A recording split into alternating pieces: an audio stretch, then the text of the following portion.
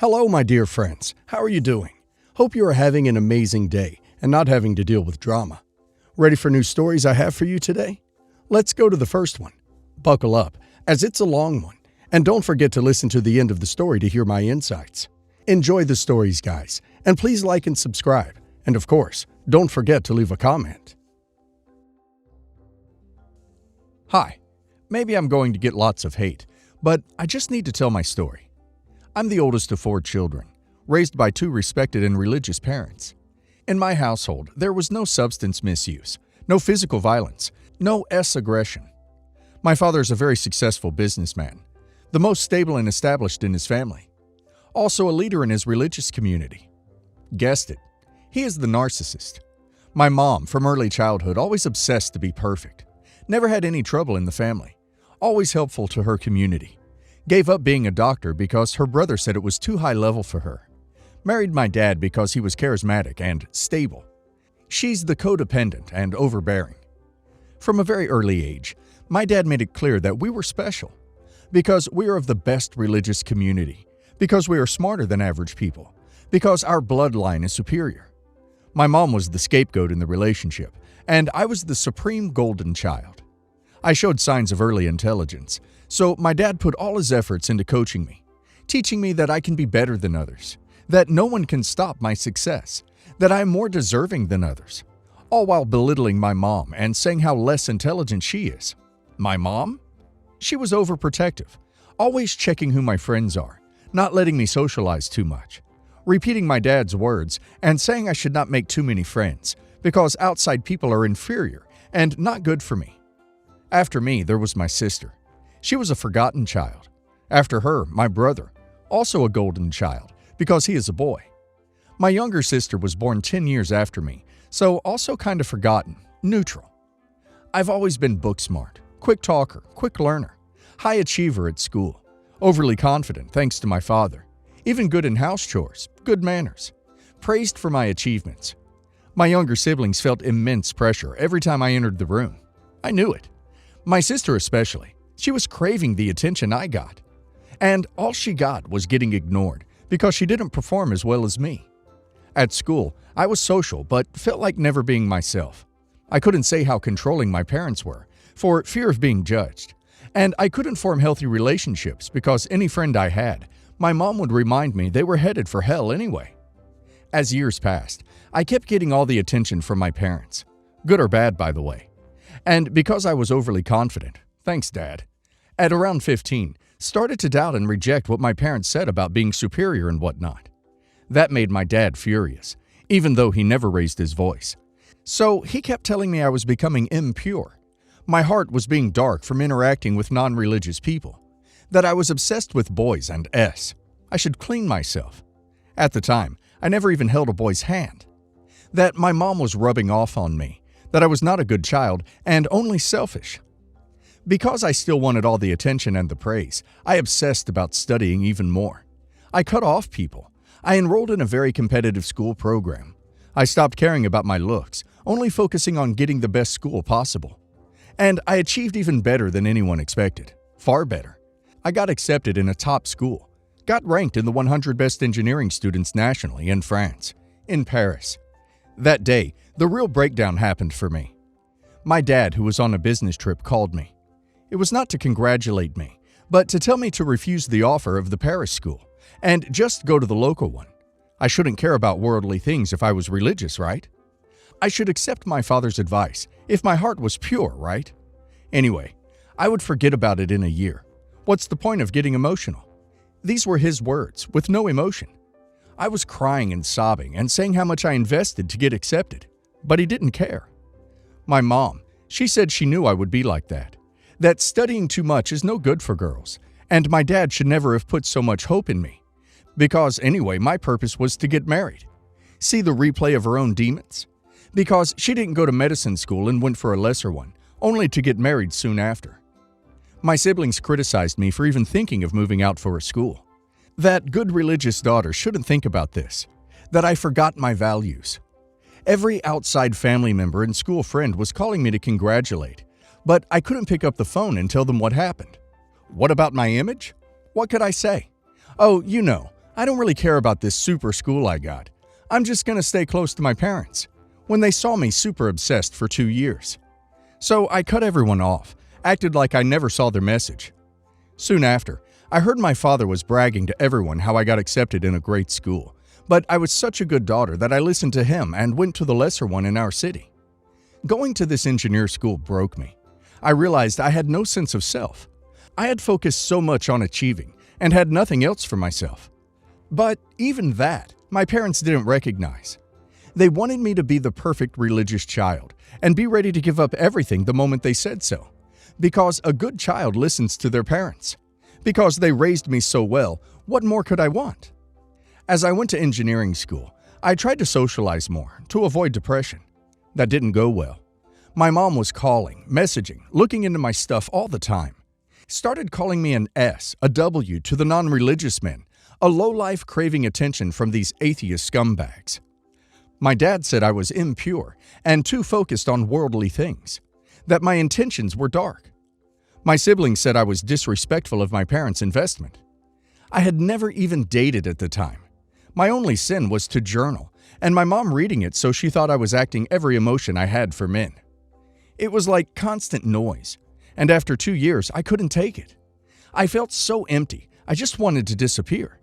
I could never be the child my parents wanted and invested in. Every woman in my community was okay. Why was I the only one depressed from it? Then I planned my escape. Dying or disappearing, that's the same anyway. I wanted to find myself, so I saved up my money and flew 10,000 kilometers away. It was a crazy experience. I realized how little I knew about me. I had to cope with the guilt of disappointing my parents. I had to learn how to interact with people. Mostly, I also understood how small I was in this world, and that I was not entitled to anything. For my family, this was chaos. My mom cried for the first time ever in front of my siblings. She didn't even cry when her dad died. She nearly suffered a heart attack, or I was told, crying about how she lost her daughter, that I had left them. My dad called the police, until our religious leader told him he cannot catch me like that I will come back when I'm ready.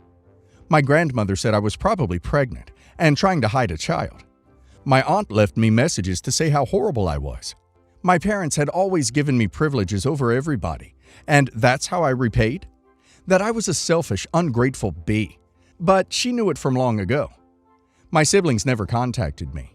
When I came back the first time, the family dynamics had changed completely. My forgotten sister had become the new golden child. Even though she was achieving less than I did, and not keeping the image my parents wanted, she was the good and pure daughter I was not. She had blossomed into a more confident self, but she was also spewing all the hate she kept inside for years, especially to me. She was telling me how much she despised and hated me for using all my parents' attention and still leaving. My brother, he was just a copy of my dad. Entitled, overly confident, smart, and manipulative. He wasn't achieving my academic success, but smart enough to get in a good school. My youngest sister? She used to love and admire me, but after I escaped and came back, she had seen my mom get so hurt, she couldn't see me like that anymore.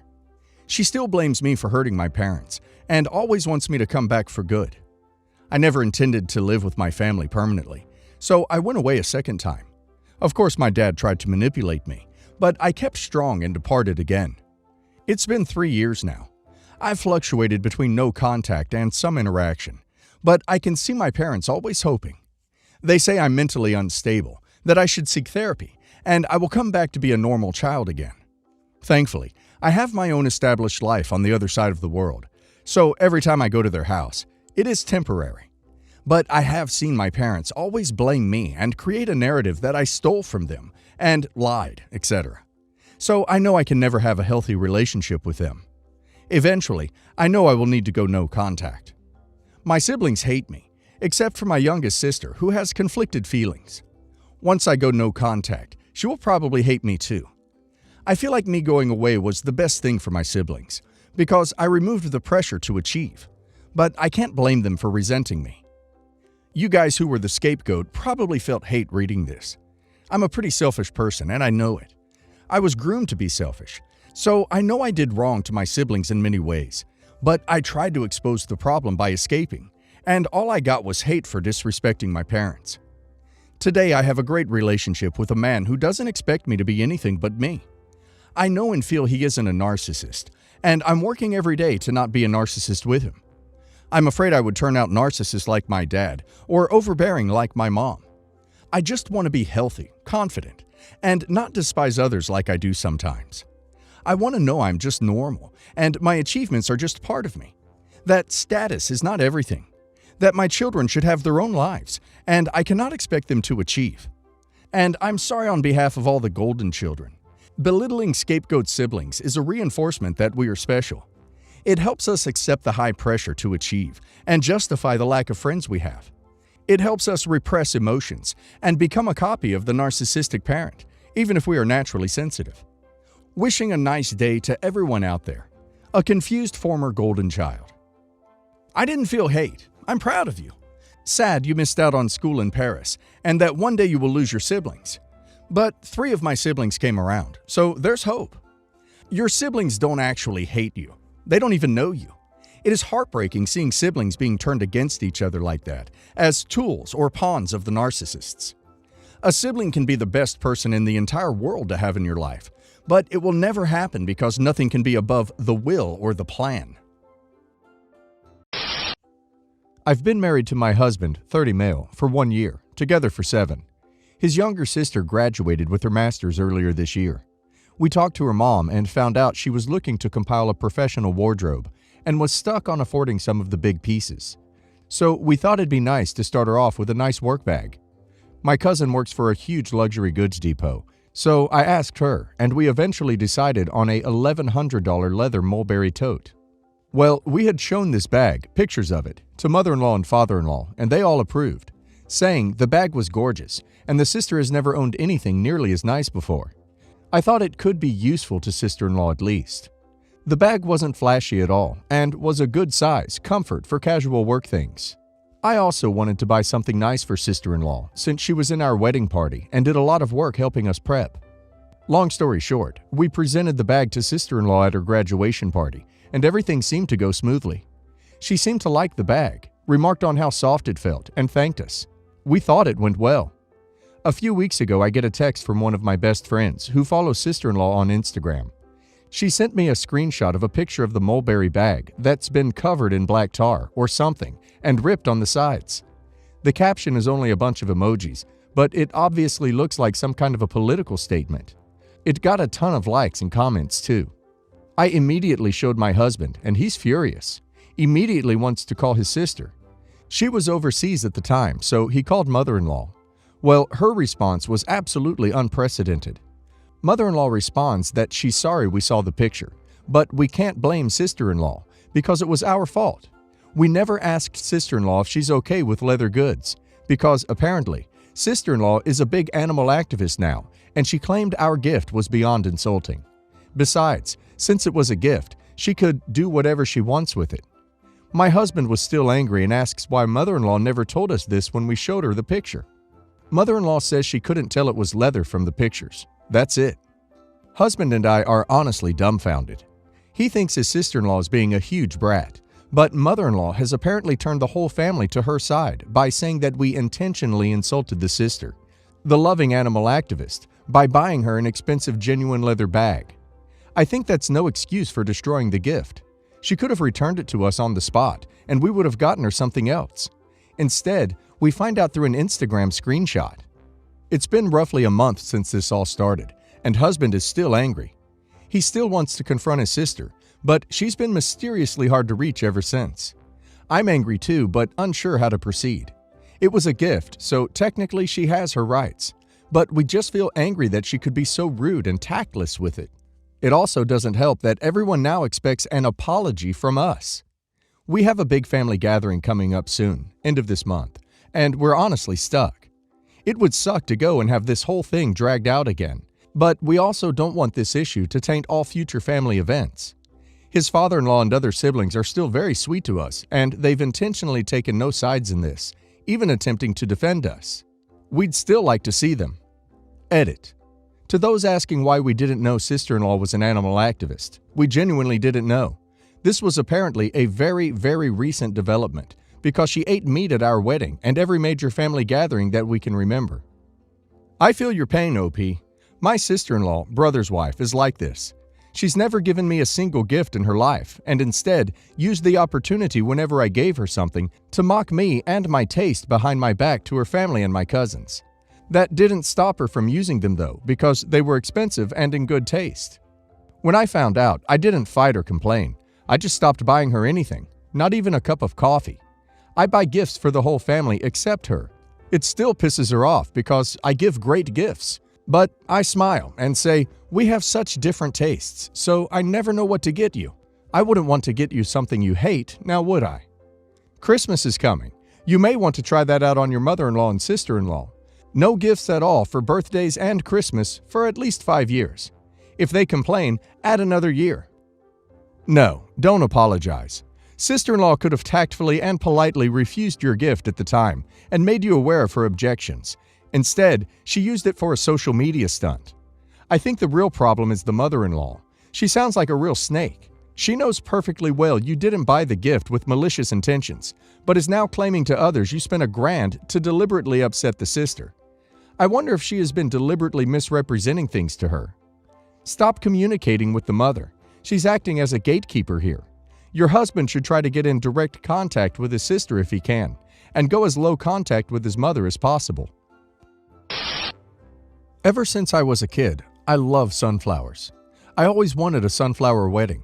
My boyfriend of 7 years proposed to me today, and we asked his grandma a few weeks ago if we could have the wedding at their property, which they graciously said yes. When we announced our plans of the sunflower wedding, his sister got shock-faced. Said that was what she had planned with her fiancé. They've been engaged for 3 years. They broke up twice during that time for a couple days. He tried cheating on her with her stepsister, and earlier this year, she asked us if we could keep her cat so she can move out and leave him, which she backed out on last minute. I had no idea she still even had intentions of being married to this guy. She got pissed. She was visibly seething. Said that was her plan, and she wanted to have that style for her wedding, and that was what she planned. I said, no worries. I'm just having a small one on GMA's property. It'll be okay. She said that was what I was going to do. It made everything awkward. She immediately walked away from us and walked outside. And the family, it was a very small Thanksgiving with social distancing, all acknowledged that was awkward. They told me I had nothing to worry about. She wasn't planning on getting married for a few years. We were thinking July 4th in 2021, if virus allows us. And I can have whatever wedding I want. It's not a big deal. She came back, didn't sit near me anymore, and won't even talk to me now. She left soon after.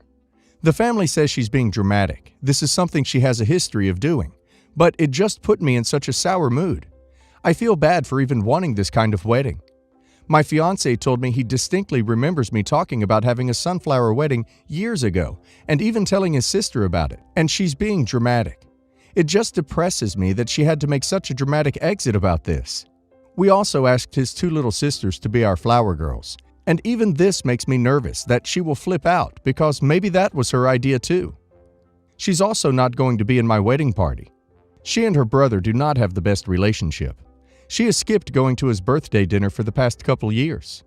Last time, she didn't go to his dinner because she took her dog to a new fancy dog park, even though we went to her dinner and gave her a present.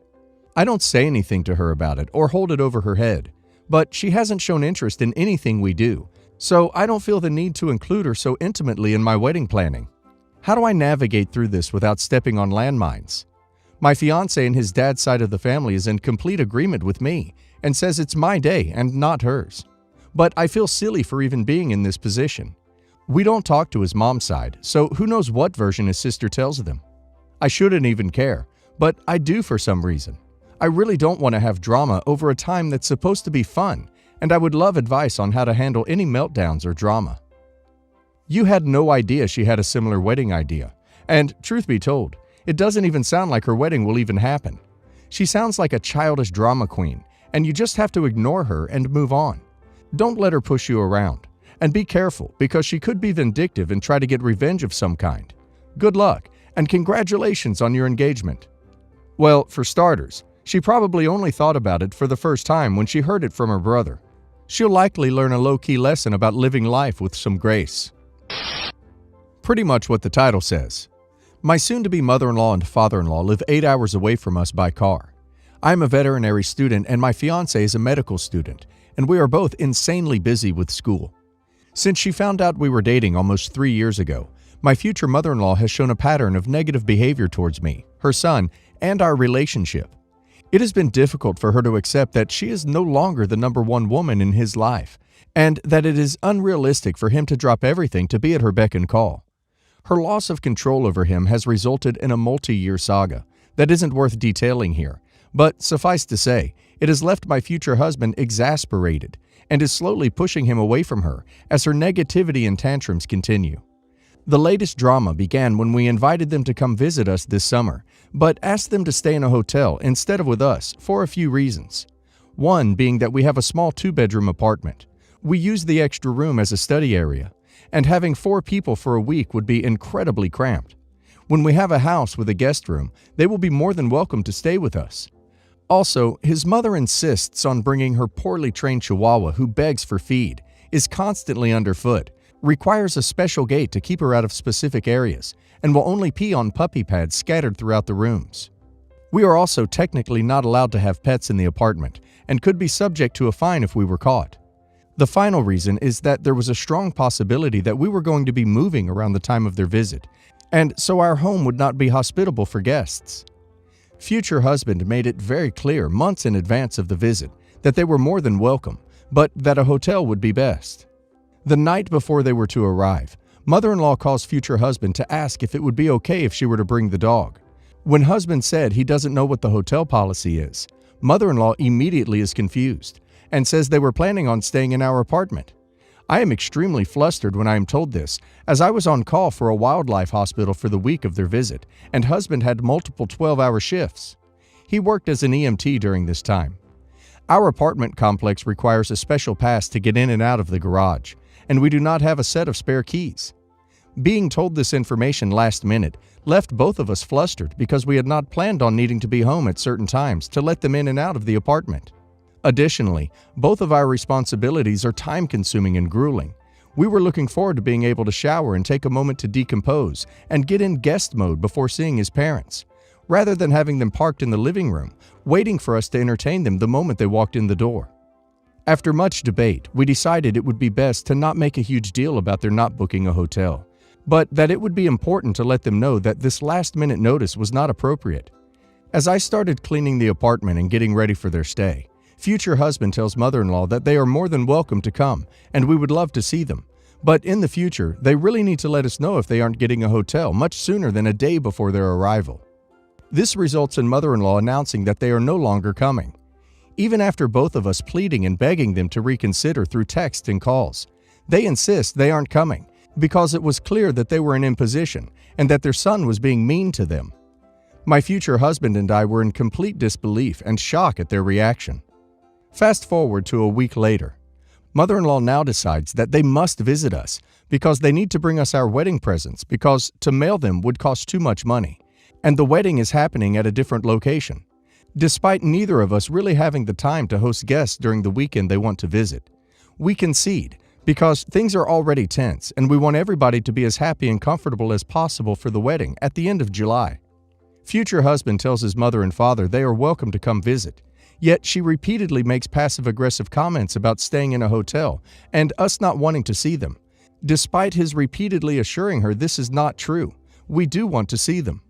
After a short weekend visit that seemed to go over fine, his mother stops responding to messages he sends, and his father says that he needs to give her a call. We find out today after future husband calls his mom that mother-in-law apparently cried all the way home on the car ride leaving our apartment. Her grievances were many, and they seemed absolutely absurd. Here are as many as future husband and I can remember. She was upset that husband walked too fast when we were in Home Depot. When mother-in-law congratulated him for how far he's come with being accepted into medical school, and he said he couldn't have done it without my support. She took that to mean I was more important and he was trying to give me all the credit. She doesn't like how much he weighs and how skinny he looks. His BMI is within normal range. She is angry that he didn't walk them back to the hotel, even though the hotel was right next door, and she had her husband to walk her back. She also said that when they visit, husband should come over and give her an hour of alone time without me present. Then she complained that I never reach out and have enough conversation with her. She continued her rant by saying that there were things husbands shouldn't be discussing with me and that should remain private between the two of them. When he told her that as a couple we don't have secrets with one another and she can't police what we say to one another, she completely disagreed and then threatened to not come to our wedding at the end of the month. She finished by saying that future husband acts like he is better than his parents, and when he asked for specifics, she couldn't give any, but said he doesn't remember where he comes from. All of her complaints seem petty and a symptom of her losing control over her son. But maybe I'm wrong. Maybe the relationship she is demanding of her son is normal, and we are the ones who are wrong. After talking with his dad, future husband says the ball is in his mom's court. He is going to give her time and space and hopes that in the future she can stop being so negative and try to accept and love him and respect our relationship. What do you think, guys? I do feel badly that she is struggling to accept our relationship, but her negativity is getting a little ridiculous. They're being impossible and controlling. Of course they knew about the hotel and chose to ignore it. What happens now is how they'll try to assert their dominance throughout the marriage. I'd suggest your future husband to put his foot down a bit more and be prepared for them to hit back with some sort of drama like an illness or ultimatum. We won't come to event X. Your future mother-in-law has realized that her special boy is replacing her with you. To her, this is a contest, and someone has to win. She will continue to be petty, dishonest, and underhanded to undermine how you look to your fiancé. You need to make sure your fiancé knows where you stand on this. His mother is making outlandish and unreasonable requests, and he needs to put his foot down and learn to say no to her demands. When you're dealing with her, do not yell or even appear angry. She will try to irritate and compromise you in different ways, purely to make you look bad, because you're some evil witch that's stealing her golden boy away from her. The next time they demand to stay in your apartment, both you and your fiancé should simply say, no. You both screwed up when she canceled on you suddenly after you agreed to let them stay there, and you begged her to stay with you, after you originally requested they stay in a hotel, which was reasonable to ask. That was a trick she used to keep you flustered, and she guilt-tripped you both into accepting her unreasonable demands. Make sure your fiancé knows how to draw the line with her, how to say no, and how to stick with that answer. For every inch you give mother-in-law, she will take a mile.